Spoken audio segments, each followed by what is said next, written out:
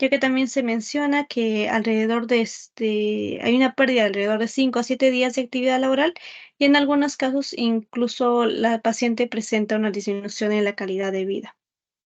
También se menciona que uno de cada 4 consultas son por motivos neurológicos y esto se debe al dolor de cabeza, ¿no? Esto es debido, y bueno, debido a la prevalencia de esta cefalea es que el personal médico debe saber cómo diagnosticar y también qué tratamientos básicos darle a esta cefalea. También nos mencionan los artículos que existen más de 200 tipos diferentes de cefaleas o neuralgias faciales, ¿no? Pero alrededor del 90% de los pacientes que acuden por cefalea van a ser debido a una cefalea primaria que más adelante se explicará. Aunque también hay una cefalea que es la cefalea de tensión, que también es muy prevalente. Está debida a su carácter invalidante y también que al menos de 2 tercios de los pacientes que consultan por esta cefalea primaria lo hacen también debido a que presentan migraña, ¿no? Y menos del 10%, que es algo pequeño en el caso de los pacientes, van a consultar por una cefalea que va a ser diagnosticada como una cefalea secundaria, ¿no? Y en un menor porcentaje, que es menos del 1%, estos pacientes van a consultar debido a que presentan una cefalea secundaria, pero que ya es potencialmente grave. También es importante mencionar que un diagnóstico adecuado del tipo de cefalea es muy importante, ya que de eso depende el tratamiento y pronóstico final del paciente, ¿no? Ya que, como mencioné, el 90% de las cefaleas son primarias y esto no va a estar relacionado tanto con una causa estructural, ¿no? Y tanto los exámenes complementarios, que en sí son importantes, pero no nos van a servir mucho para un buen diagnóstico, ¿no? Entonces, lo que va más a depender es la parte de la anamnesis y la exploración neurológica adecuada. También se debe completar ese examen con la parte a la parte de examinar el fondo de ojo, y también en el caso de las personas que son mayores de 60 años se debe hacer una adecuada palpación, inspección en la parte de las arterias temporales, ¿no? Y los datos del examen que nos den junto con los datos encontrados en la parte de la anamnesis nos van a permitir justamente lo que es importante, un adecuado diagnóstico, y para así poder también decidir si al paciente se le va a hacer alguna exploración complementaria y también qué tratamientos se le va a dar, ¿no? De acuerdo al caso pertinente. Eso sería todo por mi parte, doctora. Doy pase a mi siguiente compañera. Bien, muy bien, doctora Kathleen, ¿no? Kathleen Cosme. Cierto. Bien. Toda la parte de etiología, generalidades, está muy bien. Ahora pasamos a epidemiología a cargo de Catherine. Sí, doctora. Sí, soy la alumna Caterina González. Catherine González. Muy bien. Bueno, puedes iniciar, Catherine, con epidemiología. Ya, doctor, muchas gracias. Bueno, buenas noches, doctora y compañeros. Continuando con la exposición, yo les voy a hablar un poco sobre la epidemiología en cuanto a lo que es la cefalea. Y bueno, vamos a ver que la cefalea va a tener prevalencia sobre todo en la población adulta, ¿no? En un 56%. Y bueno, también se va a mostrar en un 9 de cada 10 personas en el mundo, pues ha llegado a tener cefalea al menos una vez en su vida. Y también el 25% en este caso de las consultas van a ser de causa neurológica en este caso, ¿no? Ahora, dentro de también hay que tener en cuenta que la cefalea se va a clasificar tanto en la cefalea primaria y secundaria, que ya más adelante mis compañeros seguro lo van a especificar mejor. Y en cuanto a las primarias, de hecho van a ser las que van a ser mucho más frecuentes, ¿no? En un 90%. Y bueno, en cuanto a las secundarias, ya van a ser menor o igual a un 10%, ¿no? Dentro de las primarias también vamos a encontrar algunos tipos, ¿no? Como vendría a ser la cefalea tensional, también la migraña o jaqueca, y bueno, también lo que es la cefalea en racimos, ¿no? En cuanto a la cefalea tensional, vamos a ver que esta va a ser de hecho la más frecuente, ¿no? En un 80%. Y también va a tener una prevalencia en un 62% de la población general. Y bueno, también va a tener un pico de prevalencia entre lo que es los 30 a 39 años también, ¿no? Su incidencia, pues va a tener una incidencia en 1000 habitantes por año, ¿no? Y bueno, en cuanto al sexo, cuál va a ser más frecuente, vamos a ver que en el caso de las mujeres, de hecho, va a ser el que va a ser más frecuente, ¿no? En un 46,9%, y bueno, en el caso de los varones, en un 42,3%. Ahora, bueno, eso sería en el caso de la cefalea tensional, que es la más frecuente en este caso. En el caso de la migraña, vamos a ver que este va a tener en un 15%, ¿no? Y de hecho, este va a ser el motivo neurológico de consulta mucho más frecuente que se va a presentar.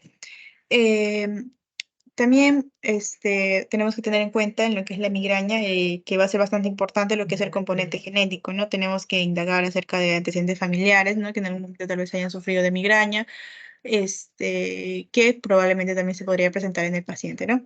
Y bueno, también tener en cuenta que la gran mayoría de los pacientes va a llegar a debutar antes de los 30 años.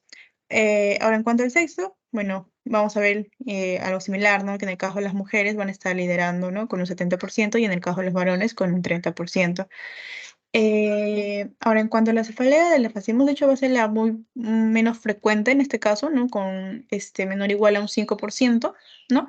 Pero en general, ¿no? Podemos observar que las mujeres mayormente son las que van a sufrir tanto de la cefalea como en el caso también de la migraña, ¿no? A diferencia de los varones, que pues va a ser mucho más, menos frecuente, se podría decir, ¿no? Entonces, como conclusión también vamos a tener que la patología, eh, perdón, en el caso de las mujeres se va a presentar mucho más, ¿no? Bueno, en general también se hizo un estudio que era mucho más frecuente en un 92%. Y bueno, eso sería más que nada todo por mi parte, doctora. Le voy a dar el paso a mi compañera. Muchas gracias. Muy bien, Catherine. Todo lo que respecta a epidemiología, el sexo, la edad. Miren, fijen, ¿no? ¿Cuál es lo más frecuente, lo que se puede en las consultas médicas, sobre todo, se pueden identificar? Obviamente, ¿no? Esto lo vamos a ver en primer nivel de atención y posteriormente ya su seguimiento cuando son cefaleas ya que se cronifican, van para la evaluación, pues, de las áreas de neurología, ya para identificar si va a ser una cefalea primaria o una cefalea secundaria. Muy bien. ¿Quién continúa después de Caterín? Buenas noches, doctora. Continúo yo, la alumna Carolina Padilla. Carolina Padilla. Padilla. Voy a Adelante, hablar Carolina. acerca del... Doctora, gracias. Tú vas a Voy a hablar hablar la acerca... clasificación. Muy bien, puede Ajá, iniciar. sí. Las cefaleas, como mencionó mi compañera, se dividen en lo que son primaria y secundaria. La secundaria es aquella que tiene una causa eh, que va a desencadenar lo que es la cefalea, mientras que la primaria ya es algo que no puede llegar a explicarse, ¿no? En caso de la primaria podemos observar, por ejemplo, lo que es la migraña o la cefalea tensional o la cefalea en racimo. En el caso de secundaria puede deberse a presión alta, puede deberse a deshidratación, por ejemplo. En el caso de secundaria, lo que se va a hacer es tratar las causas primero para luego ya eliminar completamente lo que es la cefalea. En el caso de la cefalea tensional, que observamos es una cefalea bastante frecuente, más predominante en lo que son las mujeres, y tiende a ser episódica o crónica dependiendo si dura, bueno, si lleva esos episodios ya a tornarse más de 15 veces en un mes, por lo que ya sería crónica, y si es menor ese número, tiende a ser episódica.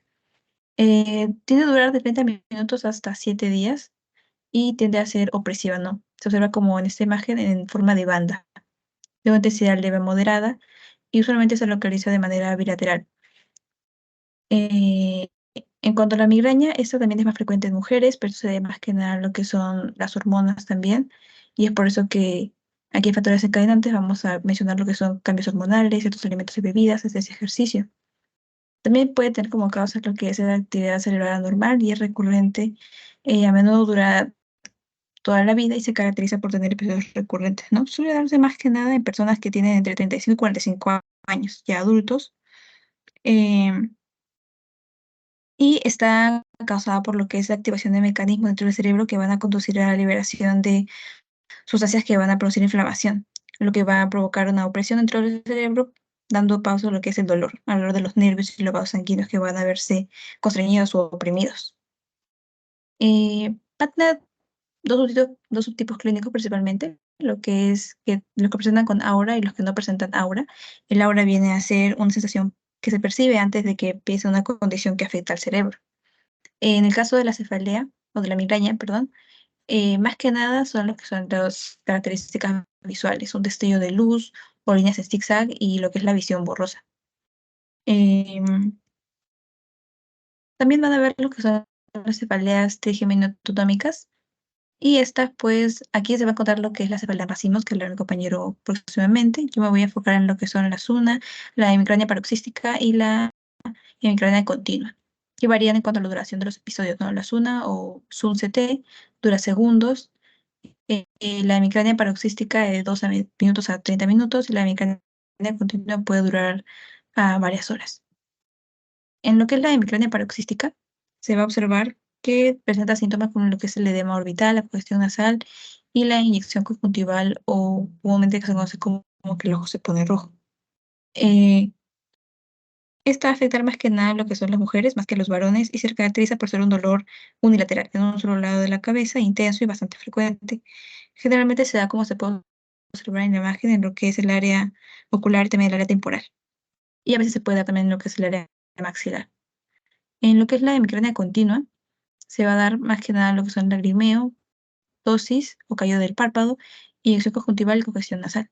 En el caso del SUN-CT o SUNA que ya he mencionado, que son los ataques de cefalea neuralgiforme unilateral de corta duración con inyección de desgarro conjuntival, por su mismo nombre, inyección, se va a observar lo que es la inyección conjuntival ipsilateral, lo que es el lagrimeo, congestión nasal y edema preorbitario.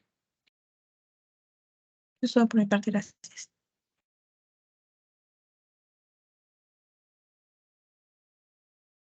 Muy bien, doctora Carolina, ¿no? Carolina Padilla es la que ha Sí, expuesto doctora. tipos de cefalea. Muy bien, doctora. A ver, ahora sí van a describir. ¿Quién continúa? Ervin. Buenas noches, doctora. Buenas noches, compañeros. Reiterarles el saludo. Mi nombre es Gervin Moreno. Voy a continuar la exposición que ya nuestra compañera había empezado con la clasificación, donde estamos definiendo, donde estamos separando lo que son cefaleas primarias de lo que son cefaleas secundarias. En lo que a mí respecta, voy a desarrollar el último punto de lo que responde a las cefaleas primarias, que sería la cefalea en racimos, y luego pasaré a desarrollar un poco de lo que son las cefaleas secundarias. Cuando nosotros hablamos de cefalea en racimos o clúster, digamos que es lo más frecuente en este grupo de lo que son cefaleas primarias, ya que afecta a más, digamos, o más o menos 1 de cada 1000 adultos, siendo 3 veces más frecuente en este caso en el hombre que en la mujer, ¿no? Y suele iniciarse hace más o menos pasados los 30 años de edad, ¿no? Se presenta en forma, en este caso, episódica, pero con capítulos muy intensos al día, entre 1 y 8 veces, y de más o menos, como nos dice el gráfico, de 15 a 180 minutos, en este caso, de duración por episodio, ¿no?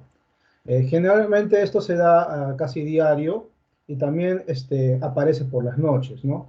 En este caso, el paciente con cefalea en racimos se muestra inquieto, a diferencia de lo que es el ataque de migraña, por ejemplo, que en este caso el paciente prefiere estar estirado o quieto, ¿no?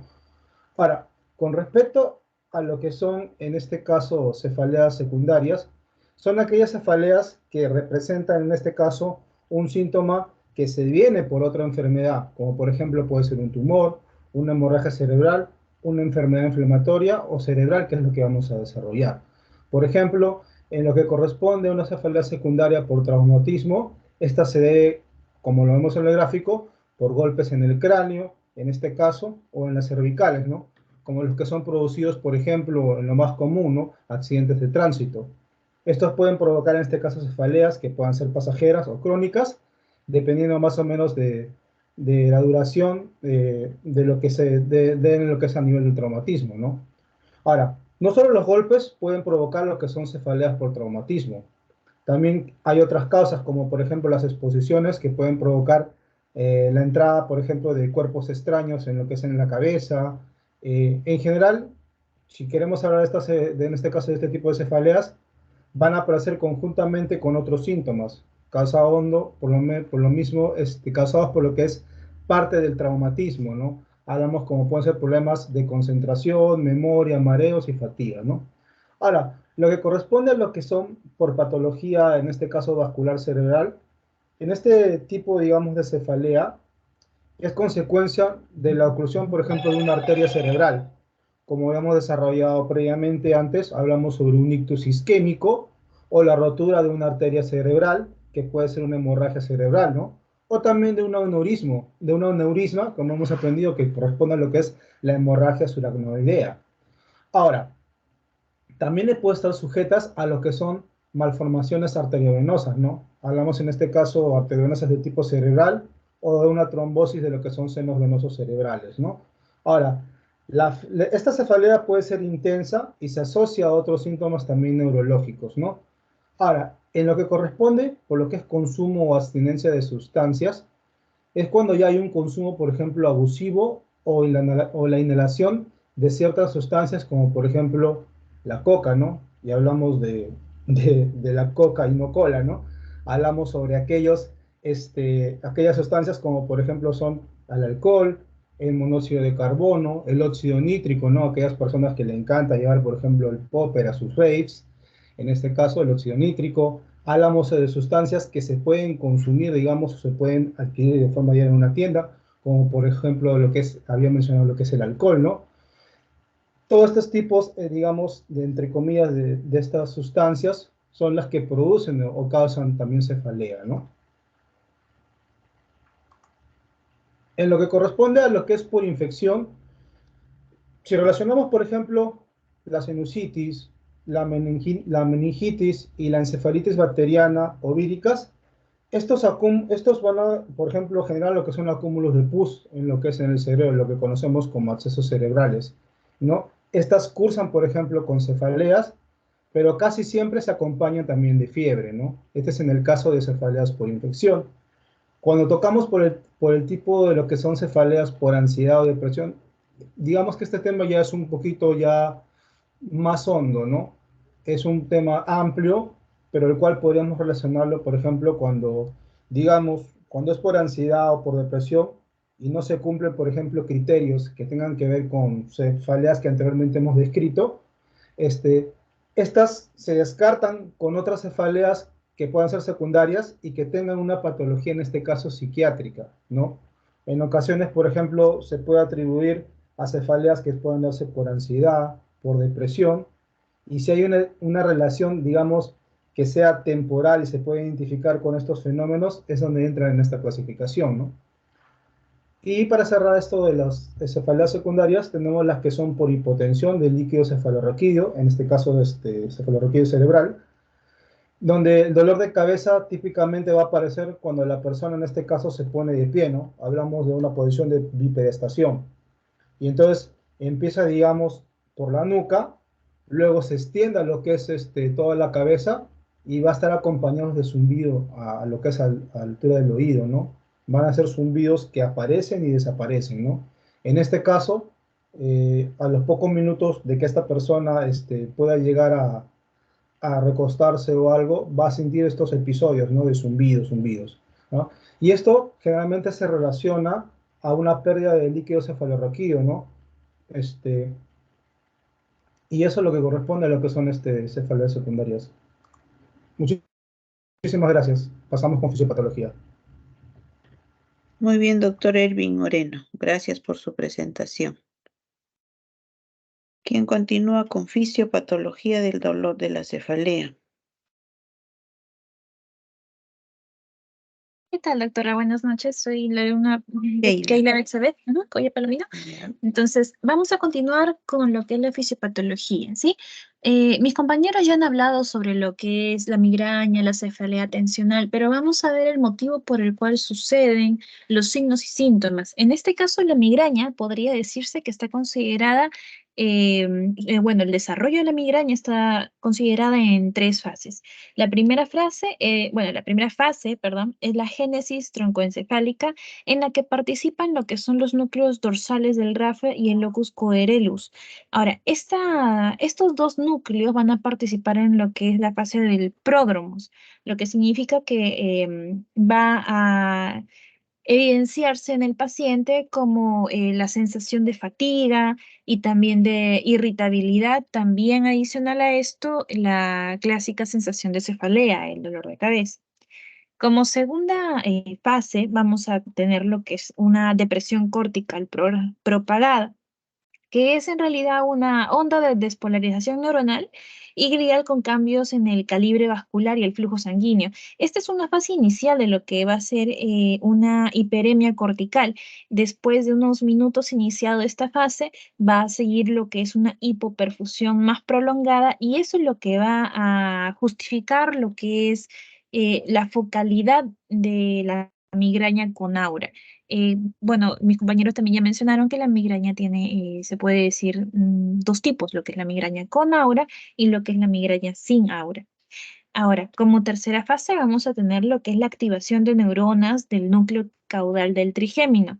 Este va a ser a nivel vulvar y activación del sistema trigémino vascular con la liberación de lo que son neuropéptidos vasoactivos, como por ejemplo el CGRP, que en este caso el CGRP es el receptor del péptido relacionado con el gen de la calcitonina.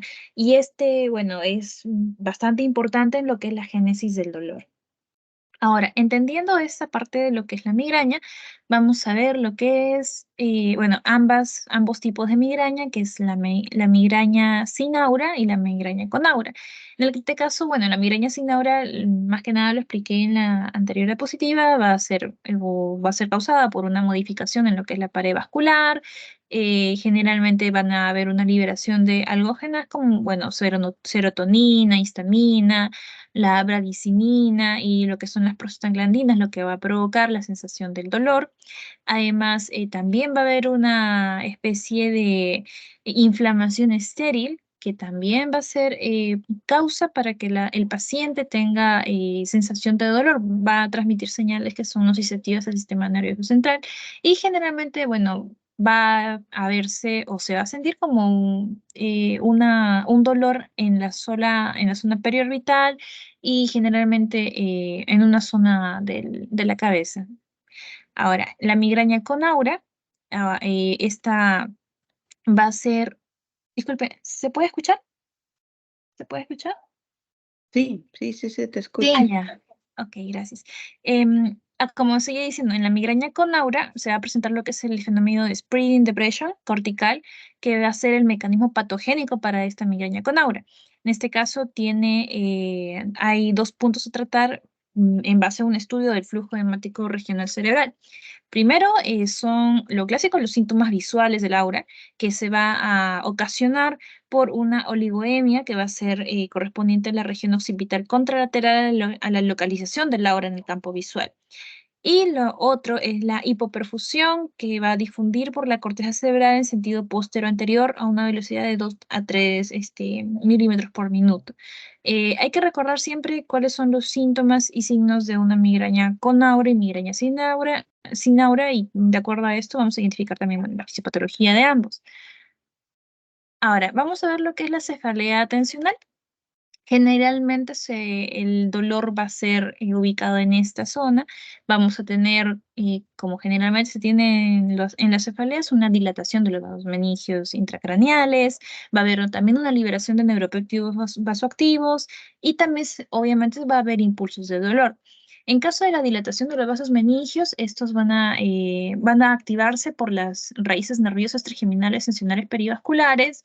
En el caso de la liberación de los neuropéptidos, perdón, van a ser activados por las raíces nerviosas tensorales, además también por el nervio trigémino, como la sustancia P, la neuroquinina, el receptor del péptido relacionado con el gen de la calcitonina. Y en caso de los impulsos del dolor, van a haber dos tipos aquí. Uno va a ser a través de los nervios sensoriales periféricos y otro va a ser a través de los primeros nervios cervicales, como la S1, C2, C3. En caso de los nervios sensoriales periféricos, la primera y la segunda neurona. Generalmente, bueno, como vemos, los tres primeros nervios cervicales van a estar a esta altura y es por eso que en algunas ocasiones en una cefalea tensional no solamente el paciente puede decir, no, me duele la cabeza, me duelen los costados de la cabeza, sino también puede decir que también le duele la nuca. Y luego tenemos lo que es la cefalea en racimos, que esto va a ser por una difusión del sistema nervioso central, en particular lo que es en los circuitos hipotálamo-hipófisis. Algo interesante en lo que es en la cefalea en racimos es que generalmente la cefalea en racimos se va a observar en pacientes o se va a intensificar en pacientes que tienen se puede decir, Pacientes que consumen alcohol. El consumo de alcohol puede provocar lo que son o puede ser un desencadenante de una cefalea en racimos y, bueno, generalmente se ven en este tipo de pacientes. Ahora, en este caso, las neuronas trigeminales que contienen la sustancia P, el neurotransmisor excitatorio de las vías dolores, poseen lo que es la peculiar propiedad de producir estímulos tanto en sentido ortodrómico como antidrómico y liberar la SP tanto desde el centro como la periferia. Ahora, estas cefaleas en racimos pueden ocasionar lo que es dolor generalmente alrededor del ojo, como un párpado caído, puede provocar lagrimeo y congestión, por ejemplo, del mismo lado en el que se presenta el dolor. Y ahora voy a dar pase a mi compañera. Muy bien, Betsabe. Con respecto a la fisiopatología de los 3 tipos de cefaleas más importantes. Muy bien, doctora. Ahora, ¿quién continúa después de la fisiopatología? Sofía. Sofía Sí, Ábalos. doctora, buenas noches. Muy bien, Sofía. Vamos a A ver, seguir con lo que vendría a ser la fisiopatología. Sí. ya. Ay, creo que no.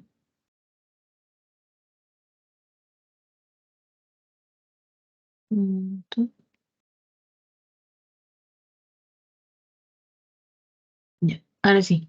Continuando con la fisiopatología, bueno, tenemos también la cefalea por lesiones intracraneales que puede producirse ante la presencia de hematomas, subdurales, hemorragias, tumores o accesos cerebrales, que suelen ser dolores inicialmente episódicos, que luego se vuelven continuos y se van agregando otros síntomas, como por ejemplo fotofobia, náusea, vómitos. Eh, los estímulos sensitivos que parten de estructuras situadas por encima del tentorio, en las fosas craneales anterior y posterior, anterior y media, son conducidos al sistema nervioso central por ambos nervios trigéminos y se perciben en la región frontotemporal, mientras los que son de eh, la fosa posterior y a la superficie inferior del tentorio, eh, son transmitidos por los tres primeros, por los tres primeros nervios cervicales, y también por los nervios craneales 9 y 10, ¿no? Y bueno, esta cefalea es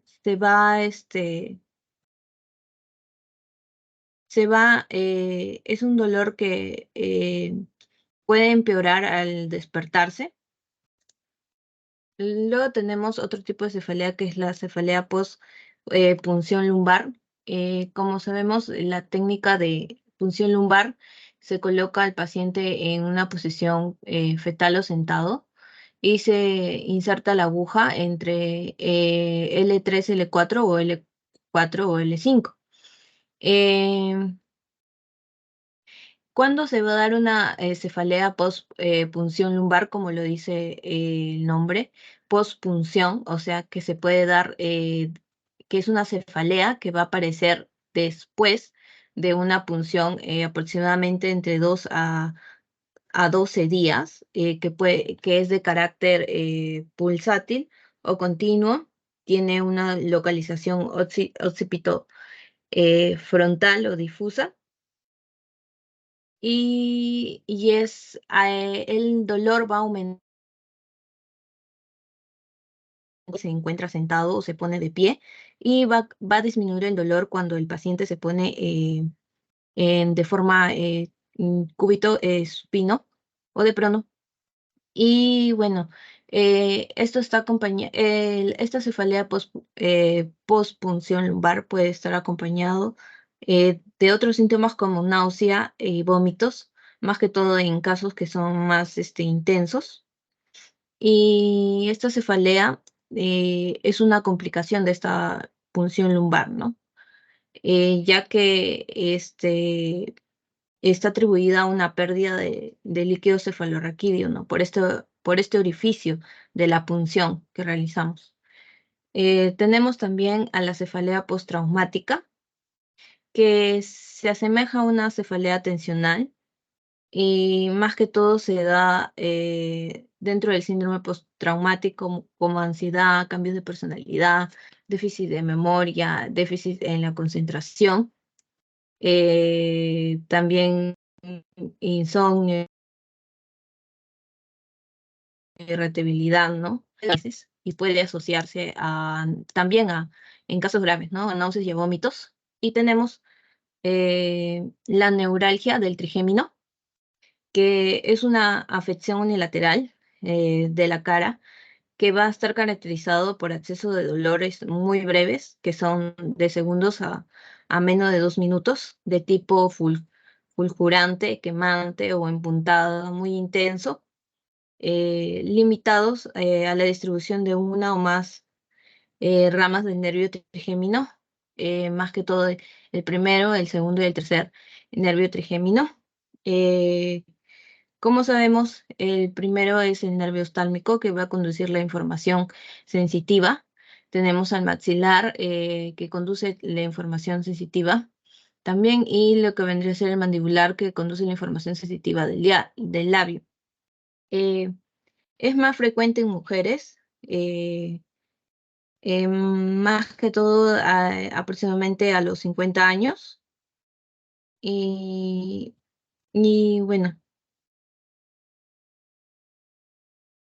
bueno, ay, disculpa. ¿Y cuáles son los puntos de gatillo que se le conoce que va a desencadenar, ¿no?, esta neuralgia del trigémino? Es, por ejemplo, van a ser estímulos triviales como el mojarse la cara, el afeitarse, el fumar, el hablar o cepillarse los dientes, ¿no? Que puede desencadenar esto. Y entonces una neuralgia del trigémino es una combinación de lo que vendría a ser el incremento de la actividad y también una disminución de la ocasionar una respuesta excesiva a los estímulos táctiles. Bueno, eso es todo por mi parte. Muchas gracias. Le doy paso a mi compañera. Muy bien, Sofía Ábalos. Usted ha continuado con la parte de la fisiopatología, ¿no? De las cefaleas Sí, por otras sí, doctora. causas, ¿ya? Muy bien.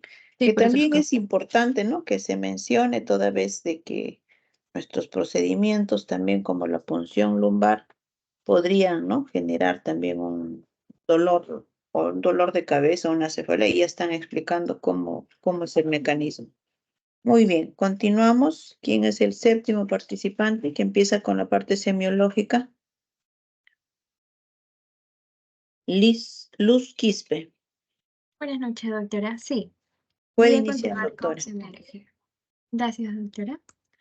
Bien, entonces, en cuanto a semiología, vamos a hablar primero por la anamnesis. Sabemos que para una correcta evaluación y un diagnóstico de la cefalea, la anamnesis pues, es un paso muy importante, ¿no? Ahora, de hecho, si en este caso en el interrogatorio el doctor pues no tiene claro o a qué tipo de cefalea se enfrenta, las posibilidades de poder llegar a un diagnóstico concreto, aún apoyándose pues de los más sofisticados exploraciones complementarias, pueden ser escasas, ¿no? Entonces, una anamnesis adecuada debe recoger lo que son las características, por ejemplo, de un inicio de cefalea, ¿no? Así también como los promodoros, que esos más adelante voy a explicar también acerca de ello. Puede ser los desencadenantes también, la presencia, las características y la duración también del aura, ¿no? Así también como pues la intensidad del dolor, la duración la duración o la frecuencia también de esta crisis, ¿no? Su calidad y la localización también que precisa el dolor. Entre ellos también podemos ver lo que son los antecedentes familiares y también los tratamientos que se puedan realizar.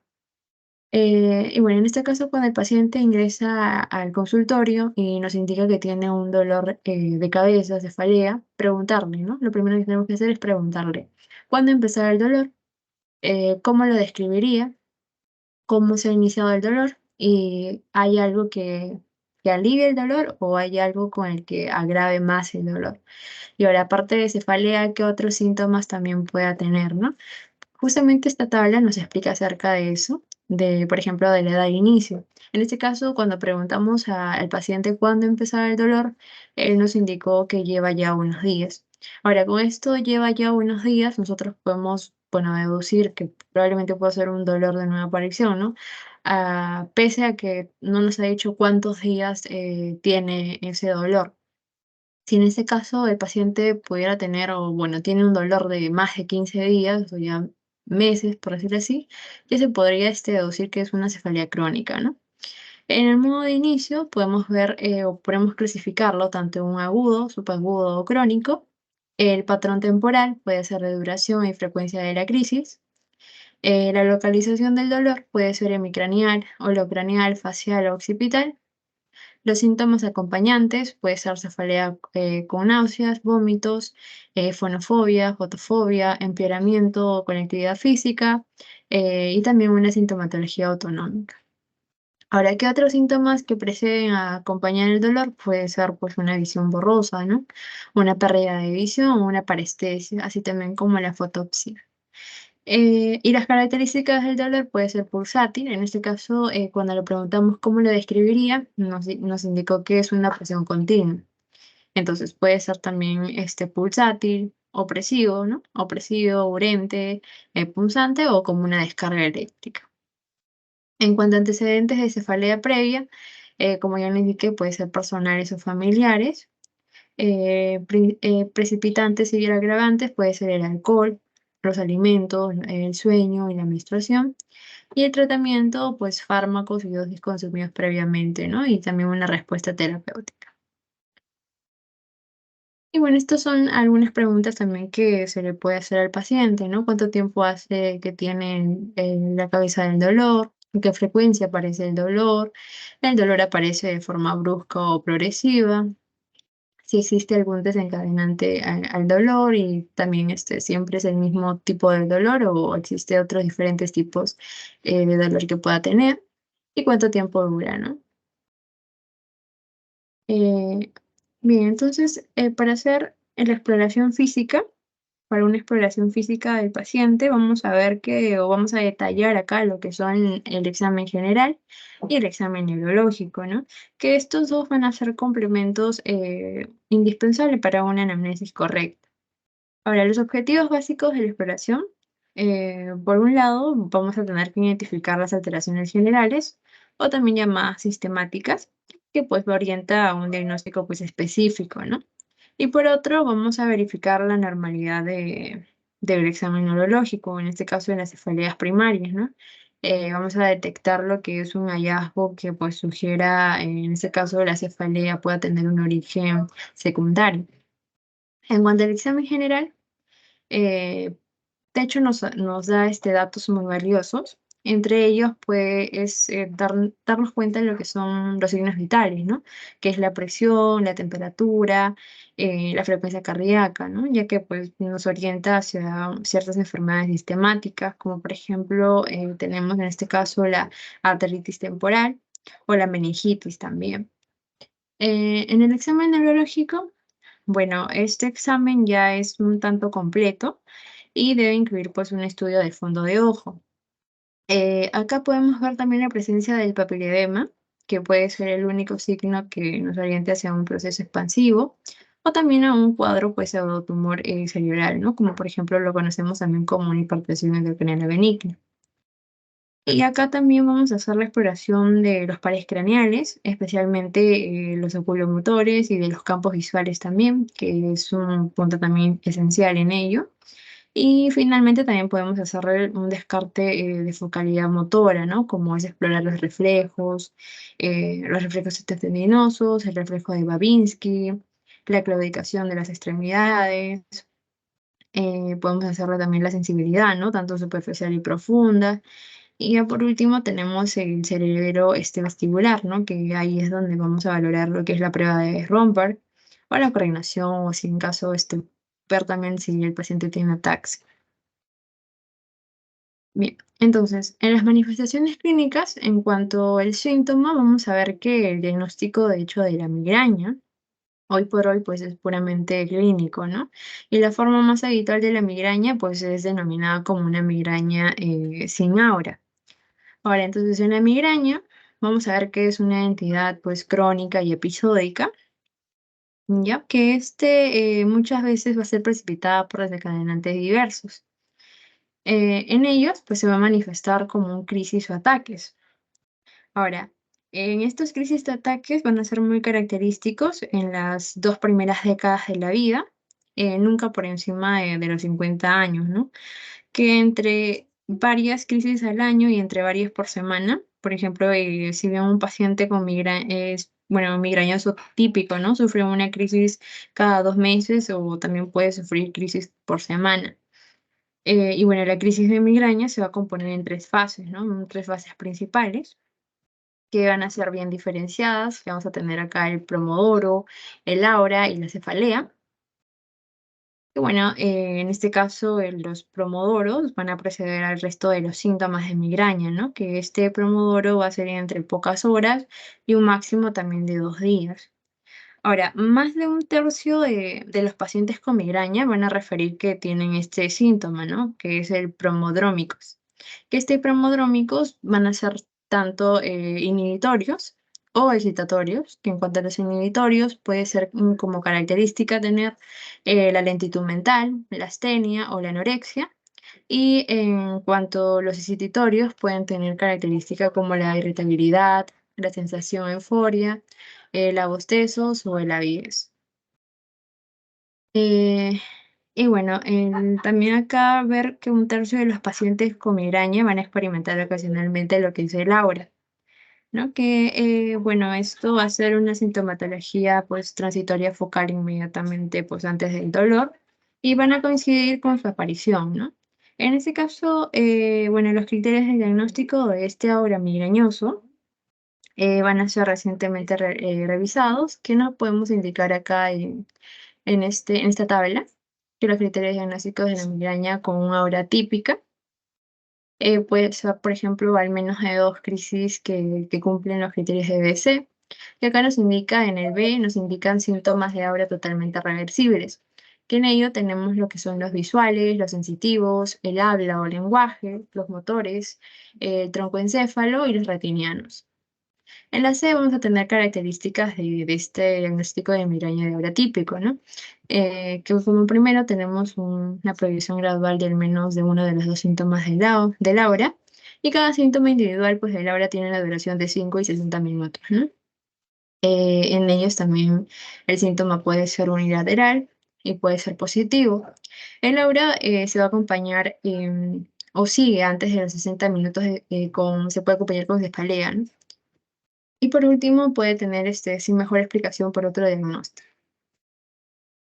En cuanto al aura visual, bueno, va a ser característico de un comienzo en forma de escotoma, o sea, en zigzag, y que va a aparecer en el punto pues, de fijación de la vista, ¿no? Y se va agrandando en un hemicampo visual, como podemos ver justamente acá en la imagen, que típicamente pues los bordes del escotoma son de naturaleza pues brillantes y coloreadas, ¿no? Y esto pues nos refiere a un síntoma positivo y este fenómeno lo podemos conocer también como un espectro de fortificación, ¿no? Que esto de hecho van a ser síntomas sensitivos, que son los segundos en frecuencia de la aura migrañosa, ¿no?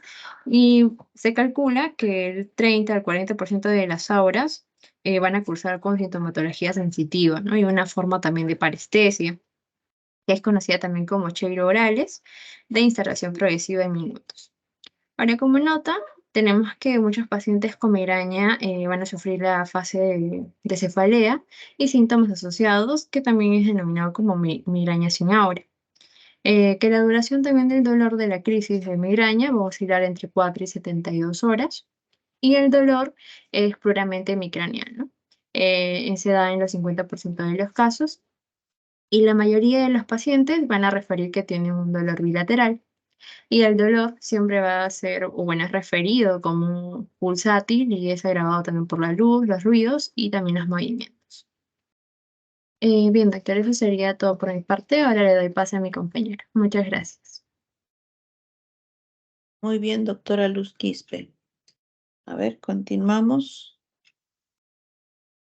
Muy interesante, ¿no? Cuán importante en migraña, en cefalea, es que ustedes sepan hacer una buena anamnesis, ¿no? Porque realmente el diagnóstico de esta entidad es básicamente clínico, ¿no? Tiene ciertas características que ustedes lo van a poder identificar según los datos o cómo lo refiere el paciente en el momento de la consulta médica. Ya, eso es importante. A ver, continuemos. Semiología de la migraña crónica. Adelante, doctora. Doctor, ¿no? Doctora. Doctor, doctor José Hernández. Adelante, doctor. Sí, buenas noches, doctora y compañeras. Siguiendo la exposición, voy a hablar de la migraña crónica. Bueno, la migraña crónica, según las estadísticas de la literatura revisada, nos dice que el 2% de la población lo padece, ¿no? Y sobre todo más en mujeres de 40 a 60 años, la cual se va a denominar de migraña crónica aquella situación clínica en la que los pacientes sufren 15 episodios o más veces al día y que en 8 días al mes va a conservar las características de la migraña como son los escalofríos, la fatiga, la intolerancia a la luz, las náuseas, vómitos, la sudoración y alteraciones también en el ritmo cardíaco, ¿no? Y esto se va a ver en pacientes que tengan asocien abusos de analgésicos y también fármacos con capacidad vasoconstrictora también, ¿no? También eso se le puede sumar trastornos del sueño, acontecimientos también estresantes de la vida, como por ejemplo que llevan, por ejemplo, a un impacto o obstaculizan de repente la vida cotidiana del paciente, ¿no? También en la parte social y también en la parte de relaciones tanto de los amigos y también en el contorno familiar. Ahora, ¿cuándo se solicita estudios complementarios y aquí qué tipos de estudios se solicitan, no? Los estudios que se utilizan son los estudios de neuroimagen, como son la tomografía computarizada o la resonancia magnética, ¿no? Que estos van a estar indicados en pacientes que tengan crisis no típica de migraña, también en pacientes que tengan aura migrañosa, no visual, también en pacientes que consideren que tienen dolor en el mismo lado de la cabeza y también en pacientes que tengan un incremento de frecuencia de crisis. Ahora, es importante también aclarar que no existen hallazgos o parámetros neurofisiológicos que permitan confirmar el diagnóstico, ¿no? Ya que en la actualidad todos los métodos clínicos están acompañados siempre de la anamnesis y también de la exploración física, ¿no? Con referente al tratamiento, es necesario también que la migraña, es decir, que no cuenta con curación, ¿no? Pero se puede ser controlada permitiendo al paciente tener una aceptable vida o una calidad de vida del paciente, ¿no? Para ello tenemos este cuadrito donde podemos ver los posibles factores desencadenantes de crisis y que pueden ser muy variados, ¿no? Y también complejos, ¿no? Ya que cada paciente tiene diferente factor desencadenante de esta crisis migrañosa, ¿no? Como por ejemplo podemos ver la parte psicológica, como son los estrés, el periodo postestrés, la ansiedad, ¿no? La depresión. En la parte hormonales, como podemos ver la premenstruación, la ovulación, los anovulatorios. En la parte alimenticia podemos ver el alcohol, el chocolate, el queso, ¿no? Las comidas ricas en nítritos, como son la lechuga, la espinaca, los pescados, ¿no? El glutamato monosódico o aspartamo. También en la parte ambientales podemos ver también los estímulos visuales, los olores, los cambios atmosféricos, ¿no? La actitud también elevada, ¿no? En la parte del sueño, el exceso y también el déficit de sueño. En los fármacos también como son la nitroglicerina, la reserpina y los estrógenos. Y por último también como son otros desencadenantes tenemos un trauma craneal, el ejercicio físico y la fatiga, ¿no? Por ello que se debe considerar siempre que el tratamiento es único para cada factor determinante, ¿no? Por el tratamiento también que se utiliza, aparte de la anamnesis, también se utiliza lo que es los triptanes, que vienen a ser también tratamientos de elección para la crisis migrañosa moderada, grave, ¿no? Estos fármacos también son utilizados como prevención para la migraña y también se utiliza también los beta bloqueadores que son como es el candarcetán, la fluoxetina, y también se le recomienda siempre al paciente tener una vida sana, los horarios regulados, también hacer ejercicios, y sobre todo que prevengan el sobrepeso, ¿no? Doctora, eso sería de mi parte. Gracias. Muy bien, José Hernández. El tratamiento, ¿no? Que de todas maneras es importante también más o menos tener una idea, porque cuando ustedes preguntan en la anamnesis, ¿no? Ya también lo ha referido su compañera, usualmente el paciente no va pues porque tenga un día de dolor de cabeza, ¿no? Común van con varios días de dolor de cabeza.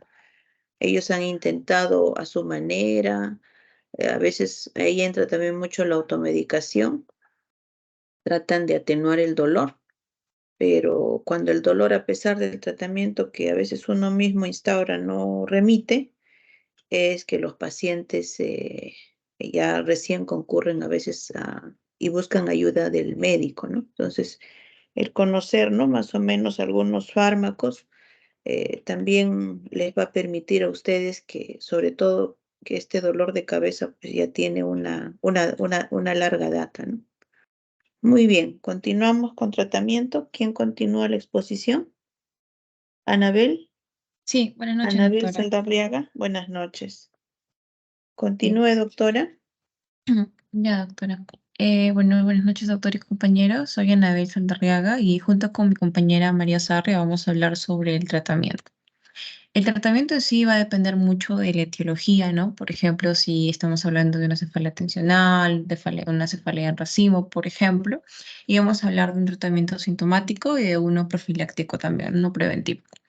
En el caso de la cefalea tensional, que también viene a ser una cefalea primaria bastante frecuente, de forma general, como ya lo había mencionado a mis compañeros, pues es un dolor bilateral, el dolor en vincha, como lo mencionan varios pacientes, que es opresivo a los lados.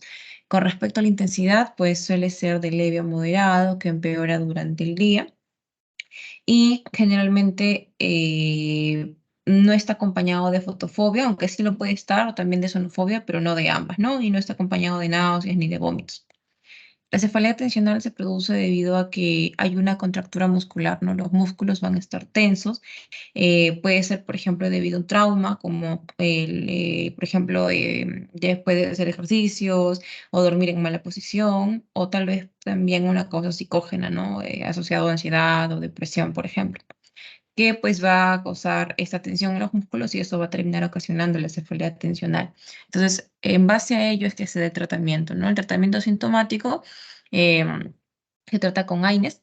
También se le puede dar paracetamol. E incluso en estos casos de pacientes con cefalea tensional sí estaría indicado el paracetamol, ya que al ser de intensidad leve a moderado, pues sería más que suficiente, ¿no? Se mantiene durante una semana y se repite las dosis entre 8 a 12 horas, dependiendo también del fármaco. Y el tratamiento profiláctico, pues se utilizan lo que viene a ser antidepresivos tricíclicos, ¿no? Como la amitriptilina, que viene a ser el fármaco de elección. Pero ya, por ejemplo, en los casos de pacientes con demasiados episodios, más de 8 episodios al mes, ya se recomienda adicional a la amitriptilina. También es recomendable acompañarse de terapia física, ¿no? Pero como ya lo mencioné, eso también depende mucho de la etiología.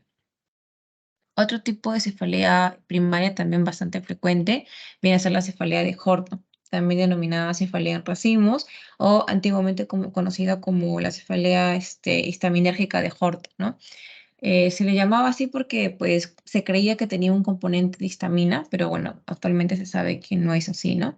Y más que todo esto se sospechaba por la clínica que presentaba el paciente, ¿no? Como el lagrimeo, la congestión nasal, también la rinorrea. Pero se sabe que esto se da debido a que pues, el hipotálamo va a estimular en este caso a los núcleos parasimpáticos, sobre todo a nivel del séptimo par craneal, ¿no? Por medio de su núcleo geniculado, el núcleo ciliar y los demás núcleos, es que van a estimular a las secreciones parasimpáticas, ¿no? Es por eso que el paciente pues, va a tener lagrimeo, va a tener rinorrea, entre otros. También se denomina que es en racimo porque el dolor se da varias veces al día, varios días a la semana y varias semanas al año, ¿no? O sea, en racimo. Entonces, si vemos un paciente con un dolor que generalmente suele ser unilateral, suele ser un poco intenso, retroocular y que está acompañado de lagrimeo o de rinorrea, por ejemplo, podríamos sospechar de una cefalea de orto, ¿no? Y el tratamiento de la crisis sería, pues, oxígeno inhalado al 100% a alto flujo durante 1 minuto. Y si no hay oxígeno, ya se le puede dar triptano, ¿no? El más eficaz y el más utilizado, que es el sumatriptán. Y estos triptanos, pues, se le dan por vía parenteral, ¿no? Puede ser por vía subcutánea o tal vez por vía intranasal, pero no por vía oral. Y con respecto al tratamiento profiláctico, se da en todos los pacientes, eso está indicado en todos, ya que lo que se quiere evitar es que se dé otra crisis. Y se utiliza corticoides, ¿no? Como por ejemplo el prednisona, que es el eficaz o es el más eficaz a corto plazo. También se puede utilizar el dexametasona, por ejemplo. Y también se utilizan neuromoduladores, ¿no? Como por ejemplo el verapamilo, que viene a ser bloqueantes de los canales de calcio. También se puede utilizar litio o topiramato, por ejemplo.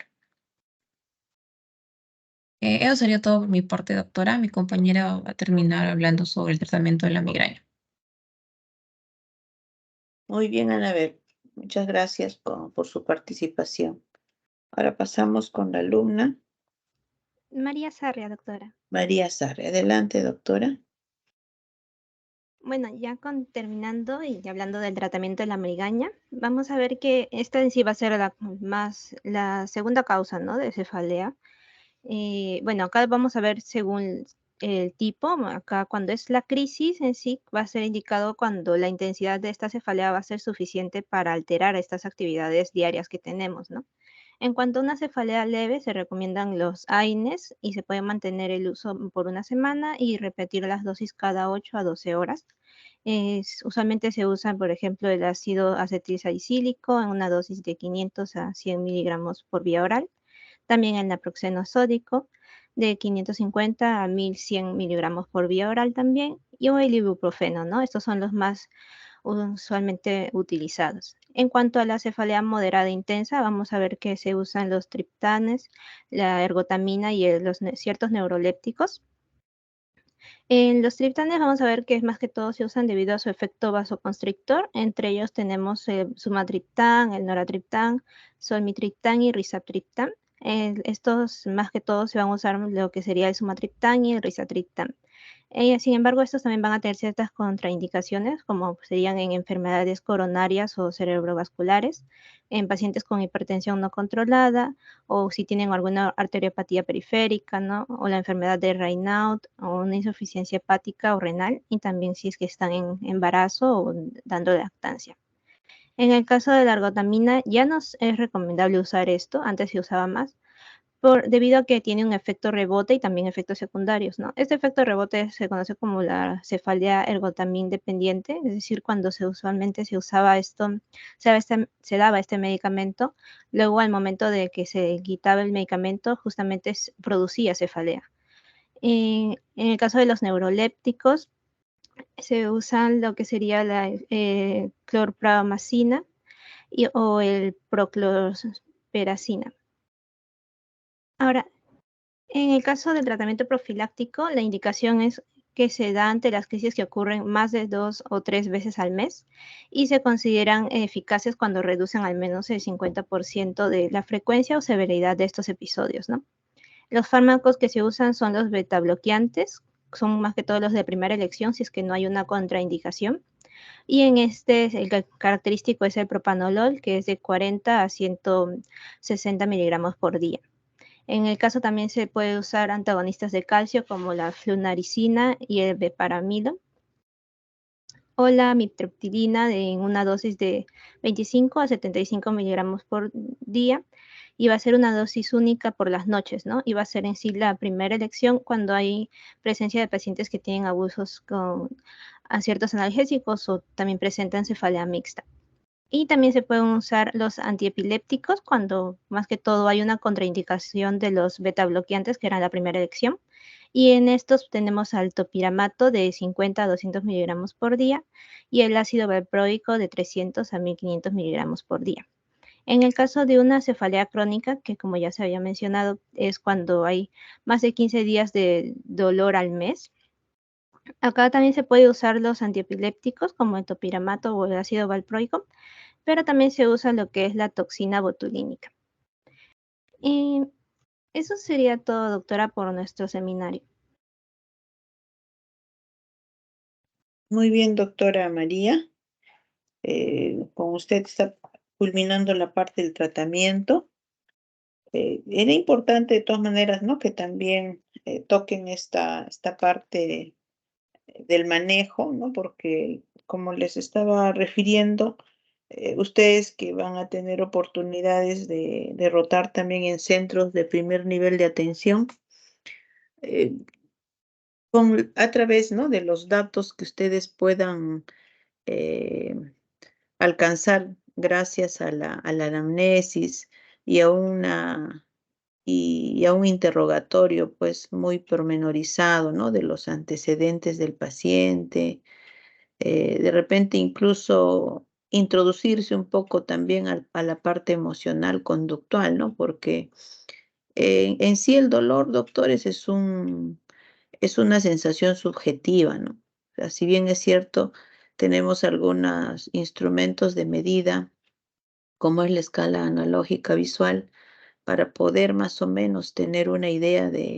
y poder cuantificar la intensidad del dolor, pero a ello, ¿no? Es importante hacer toda esa evaluación pormenorizada que se ha aprendido cuando se ha hecho en semiología general la evaluación del dolor, ¿no? Entonces esas características importantes desde cuánto tiempo, dónde se inicia, si se irradia, ¿no? Ustedes han visto que la irradiación en este caso puede irse a la zona del cuello, ¿no? La zona de la cintura escapular, o a veces se irradia la zona de la cara, ¿no? Porque cefalea en sí, pues es el dolor que está circunscrito al cráneo, ¿no? Pero como vemos en el caso de la cefalea en racimo, por ejemplo, es muy característico estos signos adicionales que ustedes lo van a poder percibir cuando inspeccionen al paciente, ¿no? Vean el rostro del paciente y puedan identificar esta simetría en los ojos del paciente, la inyección conjuntival, eh, que va a poder de repente clínicamente ustedes, ¿no? Sin muchos exámenes, poder llegar a este tipo de diagnóstico. Ahora ustedes han hecho la exploración y la revisión de que dentro de todas las cefaleas, la más frecuente es la tensional, ¿no? Y cuando hablamos de la cefalea tensional, siempre se tiene que indagar también eh, cómo es pues la, las características, o sea, todo lo que está sucediéndose alrededor del paciente, ¿no? Los problemas emocionales que a veces puede padecer el paciente por causa del mismo paciente, familiares, laborales, la pérdida de repente de algún familiar cercano, ¿no? El no tener trabajo, el no tener dinero, el estar de repente solo, ¿no? Que ustedes también muy bien han hecho revisión de que puede también aunarse a un cierto grado de depresión. Todo ello se tiene que indagar en la anamnesis, ¿no? Porque si bien es cierto, hay datos muy precisos sobre la frecuencia, eh, cuánto duran, ¿no? Estos episodios de dolor, pero los otros factores, las otras características también tienen que ser valoradas, ¿no? Porque ya lo han reiterado varios de sus compañeros, que el diagnóstico prácticamente es clínico, ¿no? Que la parte de ayuda al diagnóstico, que básicamente son a veces exámenes de imagen, sobre todo lo vamos a de repente utilizar cuando estamos frente a cefaleas secundarias, ¿no? Pero en cefaleas primarias, básicamente es de manera clínica como ustedes logran alcanzar todos los datos a través de la anamnesis y seguidamente ya la exploración física. ¿Ya? Y en la exploración física, eh, ahí emplear, pues, ¿no? La primera técnica semiológica que es la inspección.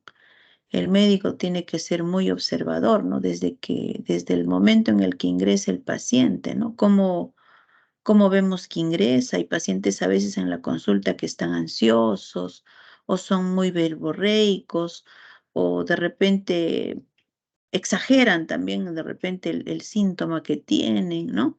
Entonces, ustedes que están todavía ahorita como nobles, principiantes, a veces de repente podemos extremar, ¿no? De repente un síntoma que el paciente puede estarnos refiriendo, ¿no? Pero en la práctica, a lo largo de su experiencia entre ver uno y otro paciente, ustedes también poco a poco van a ir identificando cuánto realmente el paciente tiene el dolor o cuánto también es una ganancia secundaria que a veces el paciente manifiesta a razón del dolor.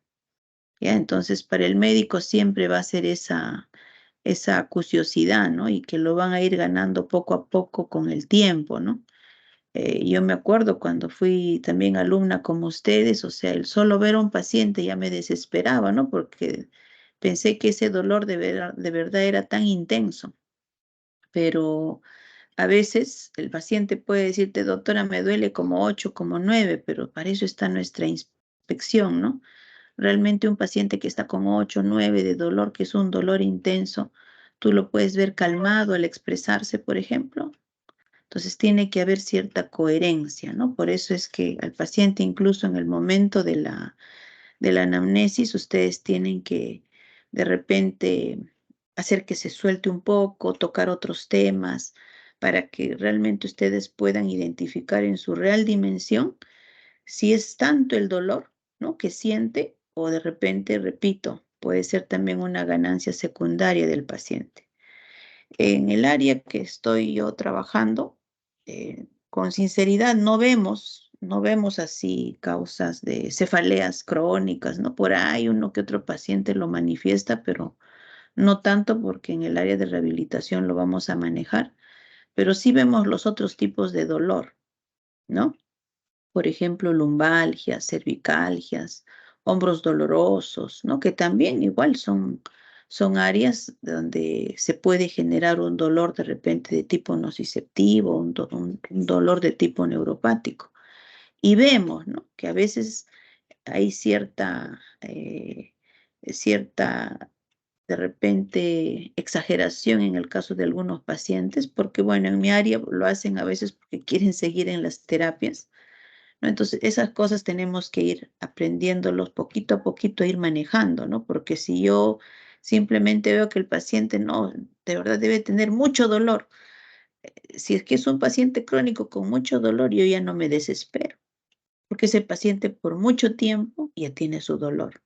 Pero en el que sí de repente voy a tener que hacer una integración de todos mis conocimientos es en el agudo, ¿no? El que por primera vez o por algunas horas o días recién tiene el dolor, sobre todo por las causas secundarias, ¿no? Han hecho referencia, por ejemplo, al dolor tenebrante que se puede presentar cuando un paciente tiene una ruptura de aneurisma, que es súbito, ¿no? Ese dolor, según refieren los pacientes, es intenso, es el dolor más intenso que ellos han podido sentir, ¿no? Pero no solo está el dolor, pues, ¿no? También están los otros síntomas que se van a ir agregando.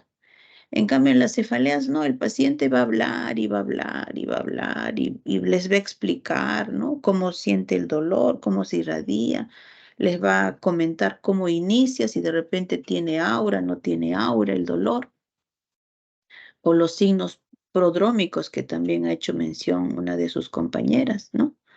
Y sobre todo si ya datan de varios días, a ustedes en la consulta les permite de repente ampliar un poquito más, explorar un poco más el componente, como les digo, familiar del paciente.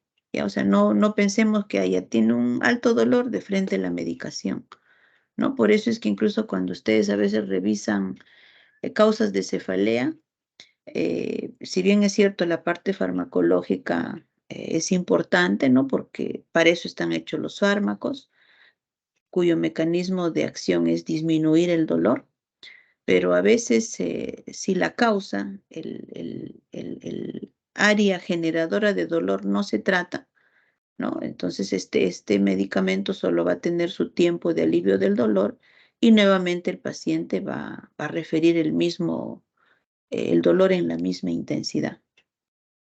¿Ya? Entonces, no se preocupen, ¿no?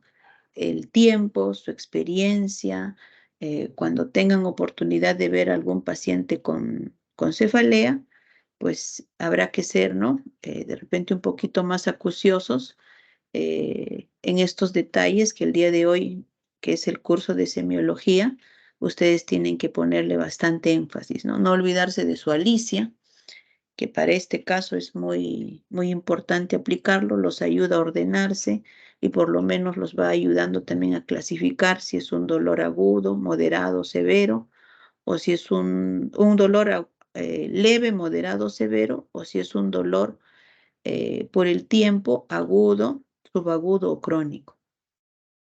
¿Ya? Entonces, sobre todo en las cefaleas tensionales, ¿no? Ahora, algo más también que se ha mencionado, sobre todo en la parte de la exploración, como tenemos áreas cercanas y los músculos prácticamente, sobre todo este músculo, el epicranial, que es el fronto occipital, es un músculo que va a tener mucha relación con los músculos del cuello, ¿no? Sobre todo con los músculos cervicales, los paravertebrales. Entonces, por esa razón es que el paciente siente a veces, ¿no? Que el dolor es todo, es como todo el hemicráneo les duele, ¿no? Y también recordar, pues, ¿no? Que la inervación a ese nivel básicamente es del quinto par, ¿no? Que también una de sus compañeras lo ha enfatizado muy bien, ¿no? El trigémino nos lleva la parte sensitiva, ¿no? Tanto de la cara y parte, ¿no? De la zona temporal, frontal, retroauricular, ¿no? Entonces, por eso es importante valorar los 3 segmentos que tiene el trigémino, ¿no? Y poder diferenciar para que de repente podría tratarse también de una neuralgia del trigémino, ¿no? Que va a ser un dolor, en ese caso es un dolor, aquellos pacientes que lo padecen hacen referencias con un dolor muy intenso, tipo ardor, ¿no? Que obviamente todo dolor pues va a cambiar el estado anímico del paciente, ¿no? Por eso que casi siempre se acompañan de algunos síntomas o signos de ansiedad y depresión, ¿no? Nadie realmente quiere vivir con dolor. Y estas personas que padecen de cefalea tienen una personalidad muy característica, ¿no? Son bastante gananciosos porque ya por años padecen de este cuadro de dolor, ¿ya? Bueno, las felicitaciones a todos, ¿no? A través de la presentación de los 10 integrantes se ha podido desmembrar muy bien cada parte, desde el concepto, la epidemiología, la fisiopatología. No olvidar que esto es muy frecuente en las mujeres, ¿no? Nosotras las damas, por nuestras características propias hormonales, ¿no? De la edad. Y también obviamente se puede presentar en los varones, ¿no? Pero es más frecuente en las mujeres. Ya eso hay que tener en consideración. Y lo otro es, también lo vamos a ver sobre todo en edad del adulto joven, ¿no? Casi no vamos a ver mucha cefalea en el adulto mayor, ¿no? Y es el adulto joven que pues está en una etapa realmente compleja, ¿no? Porque se desempeña como de repente estudiante, como trabajador o de repente como jefe de hogar. Entonces, donde los problemas emocionales también están presentes. ¿Ya? Entonces, ese componente, ese segmento en el cual, ¿no? Una persona se desenvuelve, siempre hay que indagar, doctores, no lo dejemos de lado. ¿Ya? Es importante porque a veces con solo el paciente abordarle ese tema familiar, que a veces los tiempos que tenemos en la consulta son cortos y no nos permite, ¿no? A veces son 15, 20 minutos nomás que tenemos con el paciente para hacer la anamnesis, explorar y ya dar un diagnóstico e incluso hasta hacer un tratamiento, ¿no? Entonces, eso va a permitir que ustedes poco a poco pues tengan mayor acuciosidad para que puedan determinar bien, ¿no? Frente a qué tipo de cefalea se encuentra. Si es una primaria o es una secundaria. Si es una secundaria, ¿qué otras características puede tener? Y si es una primaria, ¿no? Dependiendo, ¿no? Si va a ser una cefalea tensional o va a ser una migraña, una cefalea en racimos, ¿no? Que también hoy en día se describe. Ya, entonces, doctora Betsabe, estaríamos culminando el seminario programado para el día de hoy y felicitarlos a cada uno de ustedes por el